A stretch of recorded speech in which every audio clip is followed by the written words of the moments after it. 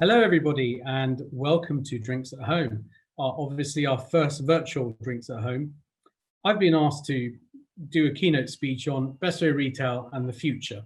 So I'm going to cover off the market, the new norm, the so what, and the next steps.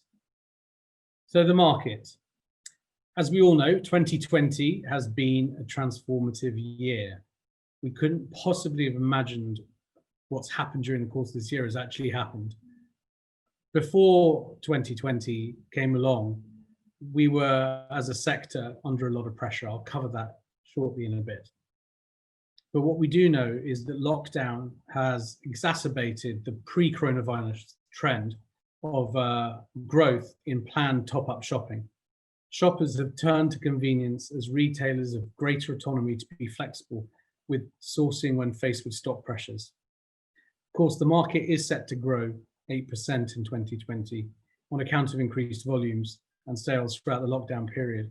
But the multiple grocers will also grow during the course of this as in-home consumption is increased as a result of fears and obviously restrictions on going out of the home. But eventually discretionary spending concerns will catch up with the sector. Another key trend is we've seen a growth in own label buying, which has been substantial this year. Obviously, some fantastic high quality products from trusted own labels are available in the marketplace. And of course, that's likely to continue to be bolstered by increased, let's say, concern around budgets and recessionary spending.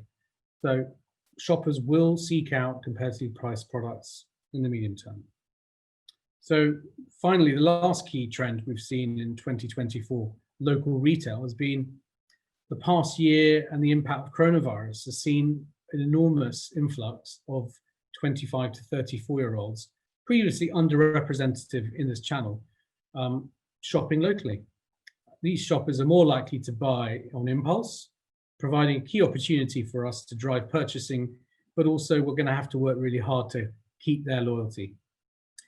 The on-demand convenience opportunity has also been well recognized throughout the lockdown period, with significant development of delivery capabilities, and a permanent shift to increased use of delivery expected, with 54% of shoppers open to ordering from a local store. So we've seen over 1 million delivery slots stood up by local retailers. And of course, a lot of those have been aimed at the vulnerable in their society. So I think a lot of people have really valued the agility that local retailers have shown in this period. So there will be challenges ahead, of course. We've had regulatory challenges coming in. We've had economic challenges due to come in. And of course, there are shifting trends that we all have to keep on top of.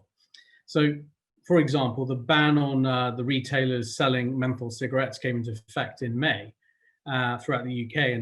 And obviously that puts additional pressures on retailers to actually communicate this to shoppers who may have missed the news. Another example is the national living wage, which of course increased by, I think it's nearly 6% in April 2020. And second time in 2 years, staff costs are an ongoing challenge for retailers and of course wholesalers.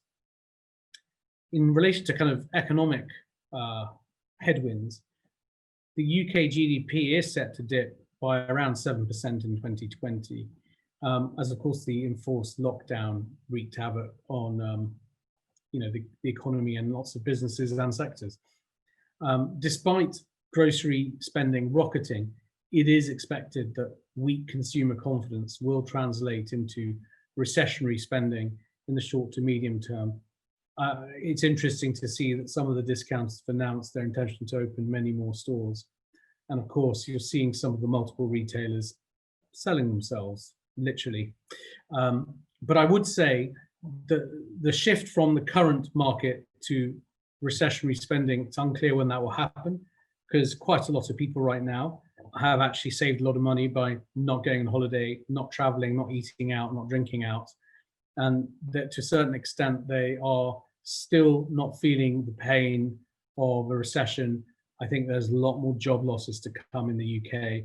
And that may happen on the other side of Christmas or New Year, which means that people may actually celebrate at home this side of New Year. The last thing, again, is the lockdown period has obviously bolstered delivery development in the convenience sector and the multiple grocery sector. As you can see, the multiple grocers have invested an awful lot of their savings from the rates bills or obviously from increased sales into setting up more delivery slots and really kind of trying to scale up that opportunity as fast as they can. But I think also what we've seen is that buying British and local produce is set to become an even more important trend. Our shoppers yearn to support their local retailer and their local businesses, you know, in the kind of midst of a heightened community spirit in the oncoming recession. But convenience, of course, is well placed to weather the storm.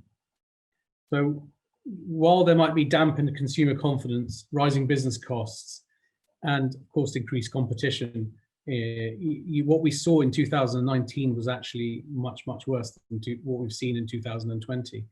There was a significant slowdown in convenience multiple outlets and sales growth. And you know what we did see was the cooperatives were actually outperforming the wider market at 5% growth, and the simple franchise segment saw 2% growth. But of course, that's all kind of changed, because what we've seen during the course this year is significant growth in the convenience sector, the whole of the convenience sector, that is. And you know, that's actually returned a lot of shoppers to our stores, and some habits will stick. Of course, as I said earlier, stores have been more agile and flexible, and they've adapted to local shopper needs, and they've widened their sourcing methods when they had to, and they've tapped into delivery as well. But I think also one of the key kind of trends that's going to come when you have recessionary spending is people will put themselves out of the way of temptation, and they'll try and focus on buying what they need locally, you know, avoiding traveling costs as well. But that, you know, it's important to keep on top of the habits that are changing, because habits and trends will continue to change, and we have to continue to be on top of that. So it's clear there's been a 3% increase in shoppers where their main motive of wanting to support their local store is what's driving their visit to the local store.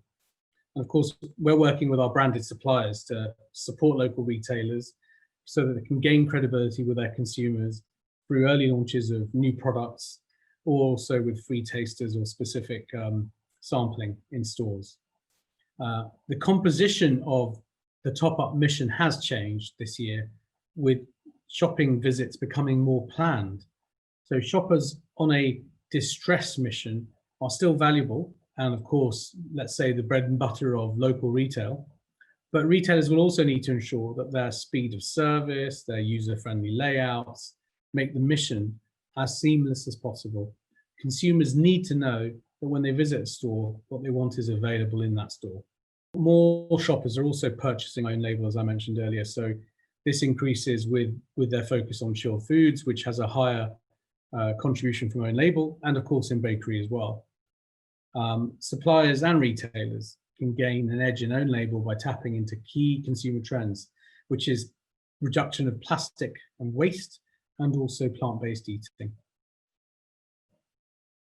So events are, of course, and always will be, a key opportunity to drive spend and impulsivity in our sector.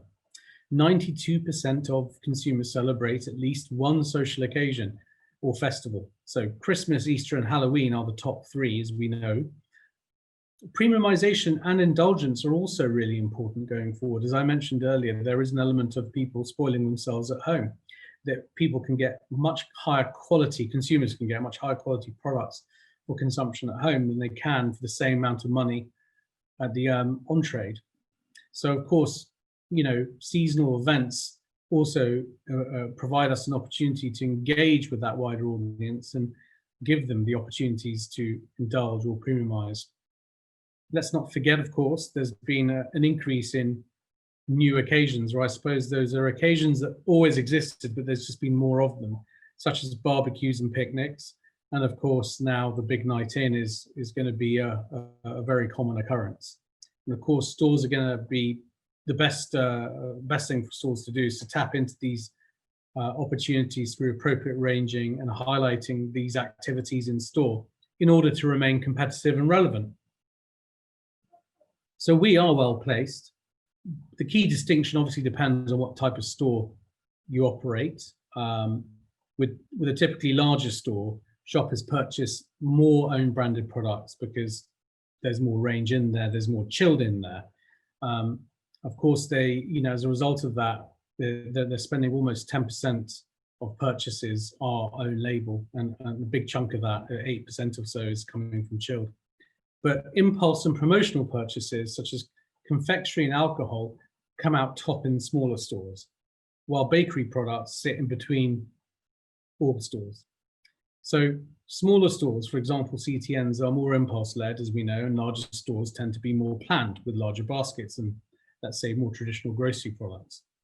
But confectionery and soft drinks, along with, of course, beers, wines, and spirits, are the key impulse purchases in all store profiles. So that highlight, it's very important to focus on those categories and get them absolutely right. Of course, leveraging local will continue to be the key. We've got to appeal to the younger generation that are now coming into the stores more often, and they do like frictionless technology and on-demand convenience. They like anything that improves the speed of service and cater to their level of convenience that they're getting. But despite the technology advancements in payment, automation of the offer delivery, we've got to continue to obviously optimize the in-store experience, whether that's in-store theatre or obviously keeping the environment safe to shop in, or obviously laying it out in a way that the consumer can read or understand where the product he's looking for is likely to be. The coronavirus has also brought clean eating to the forefront of shopper minds. Clean in the next 10 years will not just include healthy and plant-based, but it'll also a preference for local and sustainable food. So, a lot of information there. What's the new norm? So, what's the impact of coronavirus? Let's quick kind of recap. Frequency of visits have increased throughout the lockdown. Shoppers depend on their convenience stores or their local stores for both top-up and main shop missions now, as well as, of course, the stockpile mission when that happens. Whilst the over 55s were the mainstay of the convenience channel, they've also adapted or adopted grocery delivery. But the convenience channel is now seeing a greater proportion of visits from younger shoppers. So now is an important time to build loyalty among the younger shoppers. The coronavirus outbreak has also led to a massive increase in the deliver channel and has accelerated adaptation of on-demand convenience.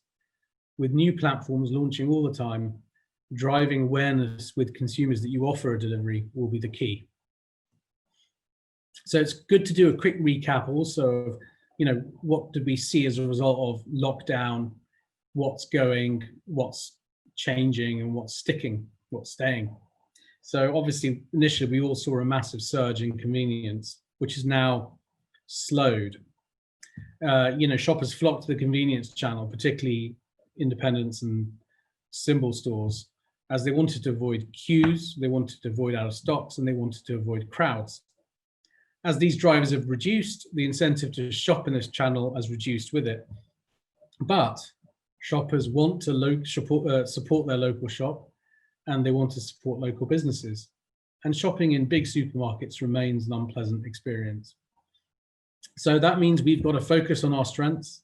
We've got to know we've got to be aware of the local needs and requirements, and we've got to stock what our local shoppers want. And we've also got to explore the growth opportunities, such as the delivery. So what's changing? So early lockdown trends were bigger basket spends and take-home packs, bigger packs as well. So people wanted to visit shops less frequently. So when they did visit, they were doing big shops. Now I think there's less anxiety. People are doing more frequent shops. Whether that anxiety level increases again, time will tell. But people were stocking up a couple of basics, an awful lot, and that led to supply issues, and then that reinforced the need to stay well stocked, and we all saw the outcomes of that. So Although shoppers are doing more top-up shops, they're still planning their shopping trips more carefully than before. So they're adopting their lockdown shopping strategies, let's say, particularly shopping at certain times of the day to avoid crowds and queues. So again, what's important with that is that basically we've got to make sure the shopping environment is one that's attractive to the consumer so they can avoid, let's say, an unsafe environment. It's important that retailers obviously also make the range easily accessible and understood for their consumer. What is staying, what's happened during lockdown and what is staying as a trend is, of course, the surge to e-commerce, which has been sustained. In early lockdown, the surge was fraught with challenges. Shoppers were actually quite frustrated that they couldn't get slots, they couldn't get what they wanted, and then their products were substituted.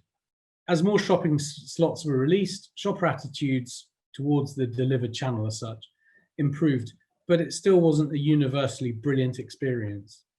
And there's a lot to be done to improve that shopping experience, particularly for shoppers new to the channel. So there's big opportunity for local retailers to really kind of work with people in their community who require a delivery and actually to offer them different ways to order that product. So what does this mean? We've got to focus on an e-commerce delivery solution, and we've got to come up with a way to retain those shoppers, one during lockdown. The so what? So what does this all mean to us?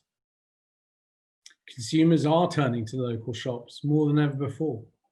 We've got to listen to them. We've got to be there for them, and we've got to be the best versions of ourselves. There's no doubt that online delivery is going to continue to grow. We need to capitalize on this. With more occasions taking place in the home than ever before, our brands are more relevant than ever before, and they will continue to evolve. So what are we going to do about it? The next steps. Well, of course, I would say you've got to be the best version of you for your customers right now. So you've got to drive the maximum wholesale volume. And of course, you've got to deliver your best in-store execution. Maximize the new reward scheme to maximize your earning potential and also maximize customer satisfaction. Win, win, win. But of course, we've all got to be prepared to take online delivery to the next level. So right now, we are finalizing a formal partnership with an online delivery platform, and this will give you the technology you need to deploy, a home delivery solution in your store. And without the high commission rates that the likes of Uber Eats or Deliveroo demand, stores will have to organize drivers and vehicles, but we think this can be done without investing. There's many case studies available how retailers have partnered with local taxi firms to make this happen, setting up an arrangement where the local drivers pick up deliveries. You pay the drivers as they drop off, and the delivery fee is built into the customer order, so all profits stay with you, and there isn't a massive, let's say, commission going to a third party. But we've also got to be confident that our brands are and will be fit for the future. During the last 6 months, we've been busy developing the future of Bargain Booze and Wine Rack to ensure that we are doing everything in our power to add value to your business now and in the future. We are pleased to announce that we will be launching 2 new trial formats during the course of November. Whether that's premium drinks-led, so Tipple is our new premium drinks-led format, which will launch in Garforth in November, or BB's, which is a value drinks-led format, which will be launching in Buxton in November. How exciting. So both these brands will deliver the best choice of drinks on the high street and will offer exceptional complimentary food offers, from freshly baked pizzas, loaded nachos, thick shakes, hot drinks in BB's, to possibly fresh pizza or fresh deli ranges, barista coffee, or gourmet frozen ranges in Tipple. We will continue to move forward as one. So these are exciting times as we move forward with you as a fundamental part of this Bestway family. We are committed to our retail estate. We are committed to investing in our retailers, and we are committed to investing in our retail brands. We are committed to moving forward as one, and we look forward to our continued partnership. Thank you.